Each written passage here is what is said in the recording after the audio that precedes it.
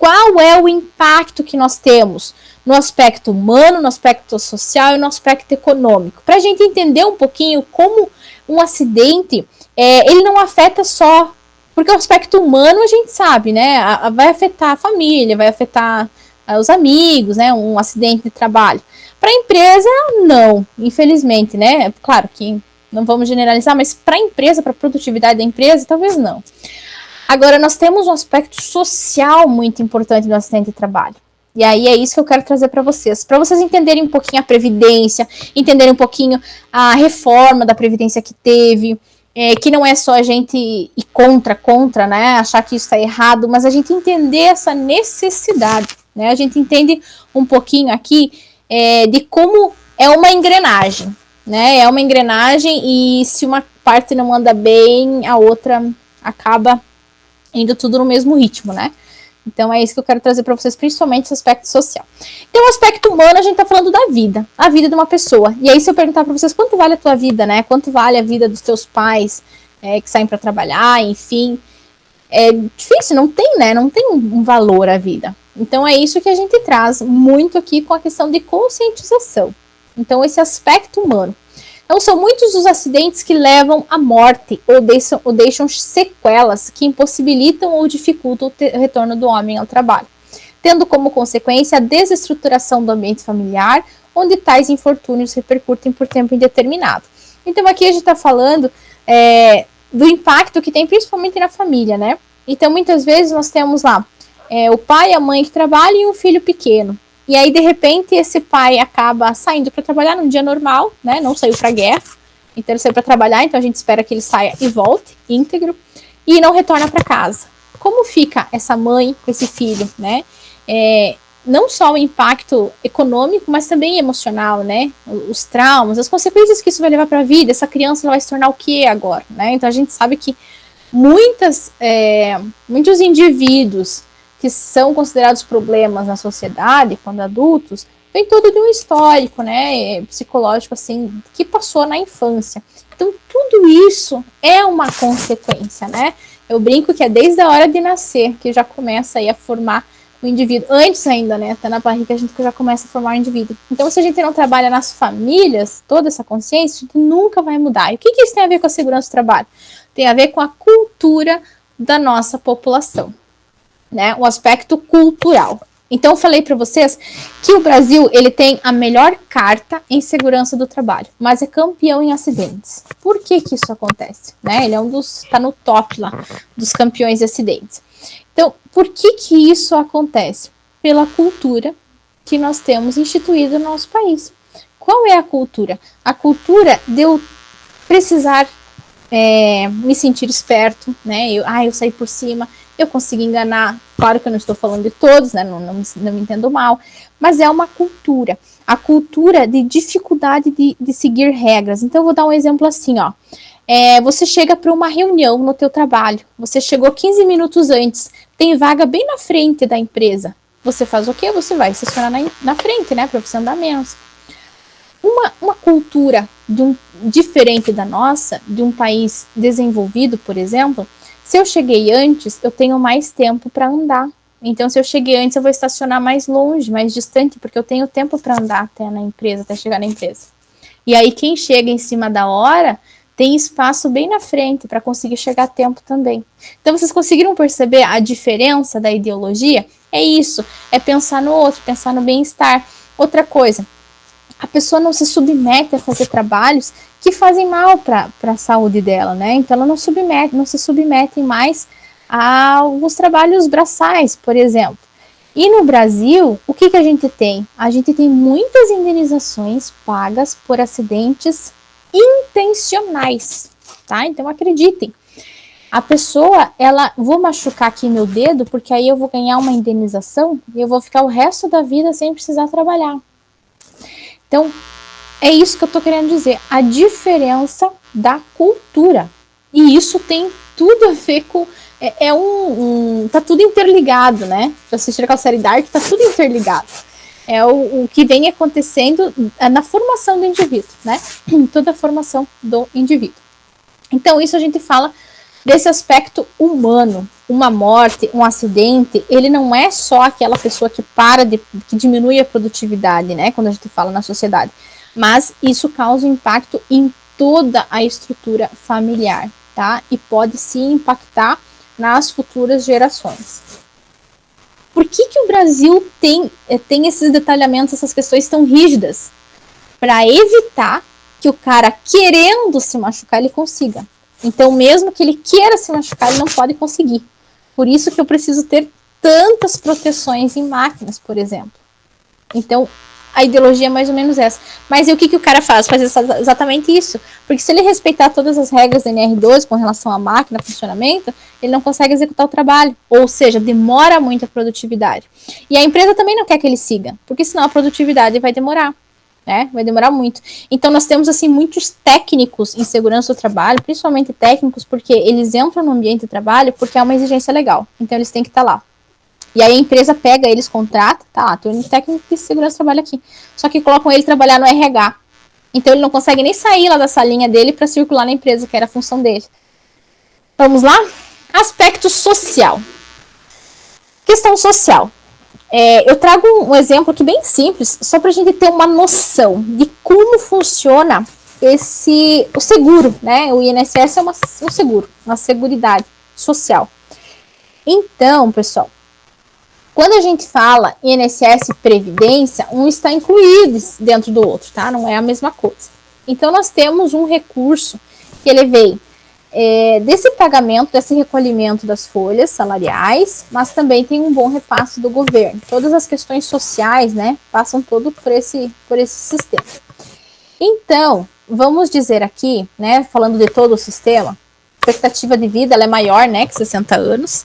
Mas aqui nesse exemplo, então a pessoa viveu 60 anos, tá? Ela trabalhou durante 35 anos da vida dela, dos 15 até os 50, tá? Então ela trabalhou aqui nesse intervalo 35 anos. E depois ela ficou 10 anos aposentada e aí faleceu, né? Vamos pensar assim. Essa produção é o quanto que ela contribuiu com esse sistema, tá? Então ela contribuiu aí, não vou falar em reais, porque o valor do real ele muda, né? Imagina, nós estamos falando aí de 60 anos. Então vamos trabalhar com unidades produtivas, ou seja, quantos reais eu precisava para comprar uma unidade produtiva não vem ao caso, né? Mas eram unidades produtivas. Então ele produziu aqui no tempo de trabalho dele, ele contribuiu 10 unidades produtivas por ano. Era essa contribuição que ele dava para esse sistema, né? Com tudo que ele produzia e com que ele arrecadava no mercado de trabalho. Ele consumiu durante toda a vida, o que é esse consumo? Todos os serviços sociais. Ele consumiu, então, desse sistema, educação, saúde, estradas não entra, educação, saúde, basicamente isso, tá? É o consumo dele durante durante esse tempo, né? Durante a vida toda, durante 60 anos. Então, 5 unidades produtivas por ano.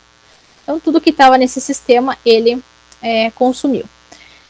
O saldo disso, vamos ver. Então, durante 35 anos que ele trabalhou, ele produziu 10 unidades por ano, né? E consumiu, tá aqui menos, as 5 unidades produtivas durante 60 anos. Fechou.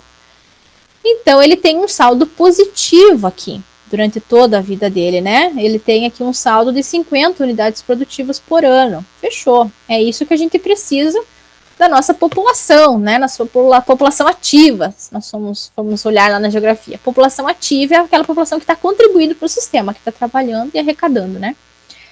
É isso. Agora, esse mesmo trabalhador, né? Essa mesma pessoa, ele sofreu um acidente de trabalho aos 30 anos. Então, aqui, dos 15 anos, ele trabalhou até os 30 e sofreu um acidente.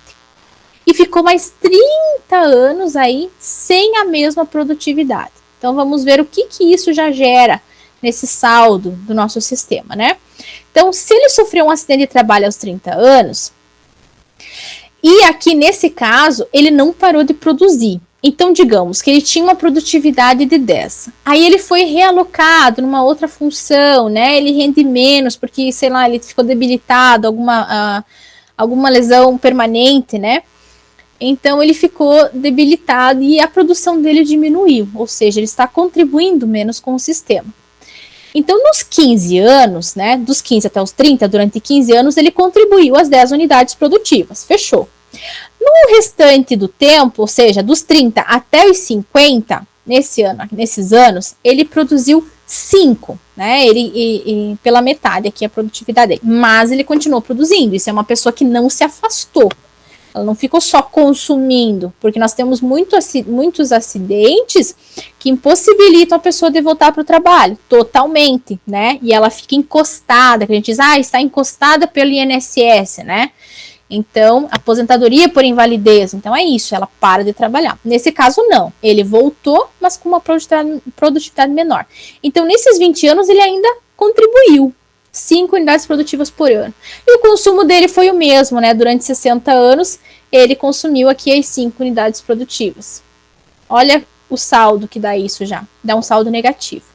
Quando nós temos um acidente de trabalho, que nós temos uma incapacidade permanente, uma incapacidade total permanente, ou seja, ele não consegue voltar para o trabalho, nesses 20 anos, ao invés de ele produzir 5, ele vai estar consumindo e consumindo mais, né? E durante 60 anos, né, durante os 30 primeiros, ele consome 5. Nos outros 30, além de não contribuir, ele vai consumir muito mais que 5, porque ele vai estar recebendo o salário do sistema, né, do INSS, lá da Previdência que ele contribuiu. Ficou claro, então, o impacto social de um acidente de trabalho? Então, como que o sistema ele vai se manter se eu tenho mais déficit do que contribuição? Porque esses afastamentos aqui, ó, como eu falei, muitas pessoas querem se afastar. E muitas pessoas, às vezes, estão afastadas sem necessitar. E o governo está ali, né? A Previdência está ali custeando esse trabalhador. Então, nós temos essa ideologia ainda muito difícil de ser quebrada. E o sistema não se sustenta.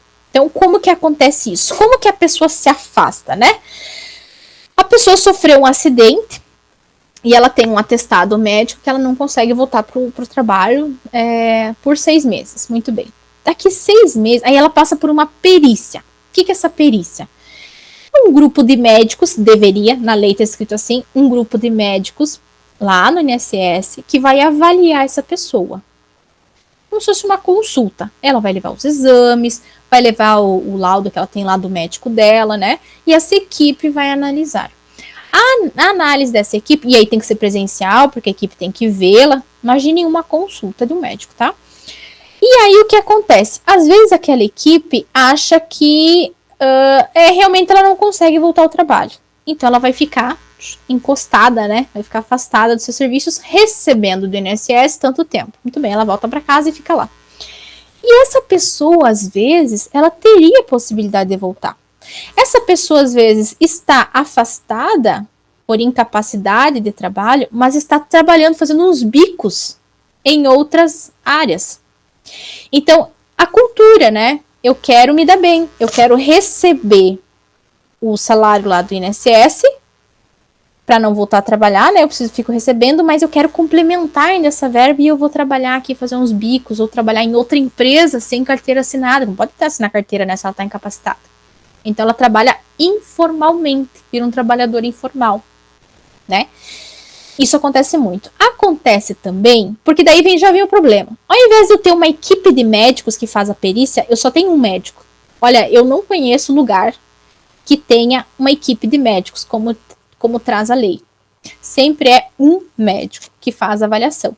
Então, às vezes, aquele médico, ele é cardiologista, mas ele vai analisar um exame neurológico. A tua especialidade não é aquela e você tem que avaliar outra. Então, muitas vezes, tem pessoas que não têm condições de trabalhar e a perícia atesta que ela tem e ela tem que voltar para o mercado de trabalho sem ter condições. E aí, o problema se agrava, né?